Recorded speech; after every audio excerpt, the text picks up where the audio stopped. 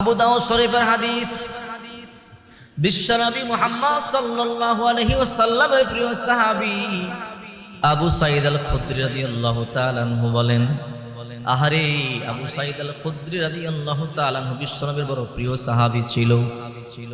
এই আবু সাঈদ আল খুদরি রাদিয়াল্লাহু তাআলা আনহু অনেক হাদিস বর্ণনা করেছেন।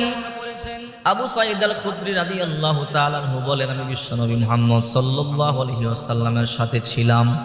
আল্লাহর নবী রাহমাতুল লিল আলামিন মসজিদের মধ্যে প্রবেশ করলেন। আল্লাহর পয়গম্বর মসজিদের মধ্যে প্রবেশ করে দেখে একজন যুবক সাহাবা, অনেক সুন্দর সাহাবা, একজন আনসারী সাহাবা মদিনাবাসী মসজিদের মধ্যে বসে বসে কান্না করতেছে। চেহারার রং পরিবর্তন হয়ে গেছে। ওই সাহাবী বড় দুঃখী, চোখগুলো বায়া বায়া পানি পড়তেছে। ওই সাহাবীর নাম আবু উমামা রাদিয়াল্লাহু তাআলা আনহু। আল্লাহর নবী রাহমাতুল লিল আলামিন বললেন, মা লাকা ইয়া আবা উমামা, হে আবু উমামা তোমার কি হয়েছে, কেন তুমি কান্না করো, তোমার কি টেনশন আমারে বলো, তোমার চোখগুলো বায়া বায়া কেন পানি পড়তেছে আমারে বলো। উম্মতেরা রে, তোদের দুঃখ আমি নবী সহ্য করতে পারি না। আপনার আমার নবী তো এমন ছিল, নিজে না খায় থাকতে রাজি, উম্মত না খায় থাকবে, নবী এটা সহ্য করতে পারবে না। নবী নিজে ভালো কাপড় পরবে না, উম্মতকে পরাবে, এটাই তো আল্লাহর পয়গম্বরের ইচ্ছা ছিল। আল্লাহর পয়গম্বর বলে, রে উম্মতেরা তোরা কষ্টে থাকবে, আমি পয়গম্বর সহ্য করতে পারবো না। আল্লাহর পয়গম্বর বলে, রে আবু উমামা তোমার কি দুঃখ, তোমার কি টেনশন আমারে বলো। আবু উমামা রাদিয়াল্লাহু তাআলা আনহু বলে, ওগো নবীজি দুশ্চিন্তা, টেনশন, পেরেশানি, ঋণ আমাকে এমন ভাবে ঘিরে ধরেছে, ওগো রাহমাতুল লিল আলামিন, দুশ্চিন্তায় পড়ে গেলাম, টেনশনে পড়ে গেলাম, বাড়িতে থাকতে পারি না, তাই মসজিদের মধ্যে চলে আসলাম। এই জন্য আমি চোখের পানি সারিয়া সারিয়া কান্না করি। আল্লাহর পয়গম্বর বলে, তুমি কি অনেক টাকা ঋণ? বলে, অনেক টাকা ঋণ, এই জন্য দুশ্চিন্তার মধ্যে আছি, টেনশনের মধ্যে আছি। যারা আমার থেকে ঋণ পাও না তারা আমাকে চতুর্দিক দিয়ে ঘিরে ধরেছে। আল্লাহর পয়গম্বর বলে, তুমি টেনশন করবা না, সব কিছুর মালিক তো একমাত্র আল্লাহ। আমি তোমাকে এমন একটা আমল শিখায় দিব, যে আমলটা সকালে 3 বার পাঠ করবে, মাগরিবের পর 3 বার পাঠ করবে, আল্লাহ তাআলা অতি দ্রুত তোমার ঋণ পরিশোধ করার তৌফিক দিবে। নবীজি তো সাহাবীরা নবীর কথা এমন ভাবে বিশ্বাস করতো যে নবীজির জীবন দিয়ে জীবনে কোনদিন মিথ্যা কথা বলতে পারে না। এই জন্যই তো নবীর নবুয়ত পাওয়ার আগেই মক্কার কাফেররা আল্লাহর পয়গম্বরকে আল আমিন উপাধি দিয়েছে। মক্কার কাফেররা, যে হে মুহাম্মদ তুমি সত্যবাদী, তুমি মিথ্যা কথা বলো না, তুমি মিথ্যা বলতে পারো না। চিন্তা করেন আল্লাহর নবী কেমন সত্যবাদী ছিল। নবুয়ত পাওয়ার আগেই মক্কার কাফেররা আল্লাহর পয়গম্বরকে আল আমিন উপাধি দিয়েছে। আল্লাহর পয়গম্বর যখন বলেছেন সকালবেলা আমলটা 3 বার করবা, মাগরিবের পরে 3 বার করবা, আল্লাহ তোমার ঋণ পরিশোধ করে দিবে, টেনশন দূর করে দিবে, আল্লাহ তাআলা ওদের সম্পদের মালিক বানায় দিবে। আবু উমামা রাদিয়াল্লাহু তাআলা আনহু বলে, ওগো নবীজি আপনি আমলটা আমারে শিখায়া দেন।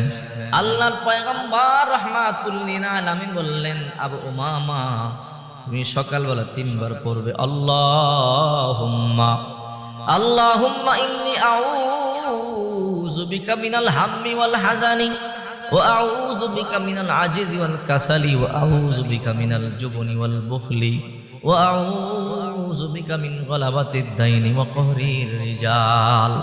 আমি আবার বলছি, আল্লাহুম্মা ইন্নী আউযু বিকা মিনাল হাম্মি ওয়াল হাযানি ওয়া আউযু বিকা মিনাল আজিজি ওয়াল কাসালি ওয়া আউযু বিকা মিনাল জুবনি ওয়াল বুখলি ওয়া আউযু বিকা মিন গলাবাতিদ দাইনি ওয়া কহরির রিজাল।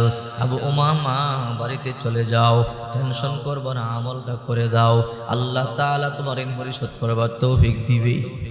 নবী ধনী হইতে চায় নাই, কিন্তু সাহাবীরা কেউ ধনী হতে চাইলে নবী এদের জন্য দোয়া করছেন। নবী নিজের জন্য চায় নাই। আল্লাহ বলেছে, নবী আপনি চাইলে উহুদ পাহাড়টা আপনার জন্য সোনা দিয়ে বান্ধায় দিই। রাসূল বলেছে, আল্লাহ আমার দরকার নাই, আমি গরীব, আমি গরিবী হালাতে থাকতে চাই, গরিব উম্মতের সাথে যেন আমার হাসর হয়, আমাকে সেই তৌফিক দাও। অর্থাৎ নবী গরিবী হালাতে থাকতে পছন্দ করতেন। ওই সাহাবী বাড়িতে চলে গেল, আমল শুরু করে দিয়েছে। বিশ্বনবী মুহাম্মদ সাল্লাল্লাহু আলাইহি ওয়াসাল্লাম মিথ্যা কথা বলতে পারে না। আবু উমামা নবীর বড় প্রিয় সাহাবী, সকালবেলা 3 বার পরে, মাগরিবের পর 3 বার পরে, অর্থাৎ ফজরের পর 3 বার, মাগরিবের পর 3 বার, আল্লাহুম্মা ইন্নী আউযু বিকা মিনাল হাম্মি ওয়াল হাজানি ওয়া আউযু বিকা মিনাল আজিজি ওয়াল কাসালি ওয়া আউযু বিকা মিনাল জুবনি ওয়াল বুখলি ওয়া আউযু বিকা মিন ওয়ালাবাতিদ দাইনি ওয়া কাহরিল রিজাল। সকালে পরে, সন্ধ্যায় পরে। আল্লাহ পাক রব্বুল আলামিন অল্প দিনের মধ্যে আমার সম্পদ দিয়েছে। ওই সাহাবী আশ্চর্য হয়ে গেছে, সম্পদ পাইয়া আমি কল্পনাও করতে পারি নাই আল্লাহ তাআলা এমন সম্পদ আমাকে দান করবে। ওই সম্পদ কি করবে, দান করেও শেষ করতে পারে না। নবীজি তার অপেক্ষায় আছে অনেক দিন ধরে, সাহাবীটা আসে না, তার খবরও জানি না। ওই যে সাহাবী আমার কাছে এসে কান্না করেছে, এখন তার কি অবস্থা জানি না। ওই সাহাবী চোখের পানি সারিয়ে কাঁদছে, এখন তার হালত কি আমি জানি না। 1 সপ্তাহ পরে ওই সাহাবী আল্লাহর পয়গম্বর রাহমাতুল লিল আলামিনের কাছে আসলো। আল্লাহর পয়গম্বর বলে, কি রে আবু উমামা, 1 সপ্তাহ আগে তোমার দেখেছি কান্না করেছো, আর এখন তুমি হাসতেছো, কারণটা কি আমারে বলো। ওই সাহাবী বলে, ও নবীজি, দুশ্চিন্তার মধ্যে ছিলাম, টেনশনের মধ্যে ছিলাম, পেরেশানির মধ্যে ছিলাম। আপনি আমল শিখাইছেন ঋণ পরিশোধ করার জন্য। আল্লাহ তাআলা এত টাকা, এত সম্পদ আমার দিছে, এখন আমি ঋণ পরিশোধ করেছি, আমার টেনশন শেষ, দুশ্চিন্তা শেষ, পেরেশানি শেষ। ওগো নবীজি, এই জন্য আমি হাসতেছি। আল্লাহর পয়গম্বর বলে, আরে আবু উমামা, যে রব তোমার সম্পদ দিয়েছে, ওই রবের শুকরিয়া আদায় করতে কিন্তু ভুলে যাইও না। এই জন্য নিয়ামত পাইলে নিয়ামতের শুকরিয়া আদায় করবে। আল্লাহ পাক বলেন, লা ইন শাকারতুম লাযিদান্নাকুম ওয়া লা ইন কাফারতুম ইন্না আযাবি লাশাদীদ। তোমরা নিয়ামত পাইয়ে নিয়ামতের শুকরিয়া আদায় করো, আল্লাহ তাআলা নিয়ামত বাড়াইয়া দিবে। আর যে ব্যক্তি নিয়ামত পাইয়ে শুকরিয়া আদায় করবে না, আল্লাহ নিয়ামত ছিনাইয়া নিবে।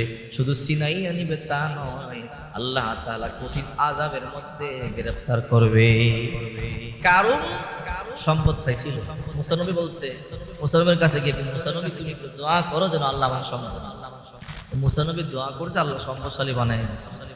কারণ বলে, আমি সম্পদশালী হইলে গরিবদের দান করবো, সদকা করবো।